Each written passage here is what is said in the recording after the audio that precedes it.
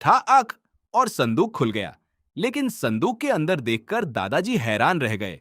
अंदर ना कोई हीरा था, ना सोना, ना चांदी।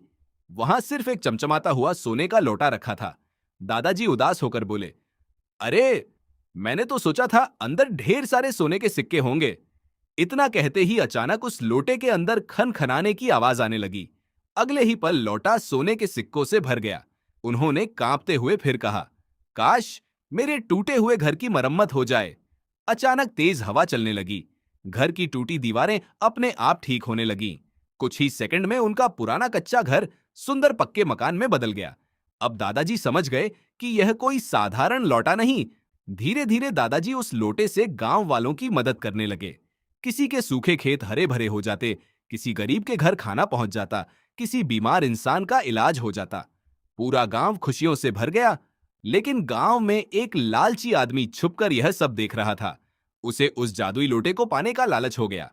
एक रात जब दादाजी गहरी नींद में सो रहे थे, वह चोर चुपके से घर में घुसा और सोने का लोटा चुराकर भाग गया। उसने कहा, मेरे पास ढेर सारे पैसे आ जाए। अगले ही पल उसके कमरे में पैसों के ढेर लग गए। फिर उसने कहा, मेरा छोटा घर बड़ा महल बन जाए।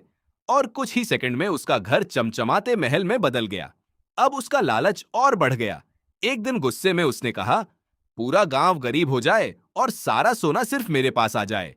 इतना कहते ही अचानक जोरदार बिजली चमकी। पूरा आसमान काला हो गया।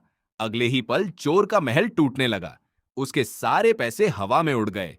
उसके नए कपड़े गायब हो गए और वह फिर से गरीब बनकर सड़क पर आ गया। चोर डर के मारे कांपने लगा।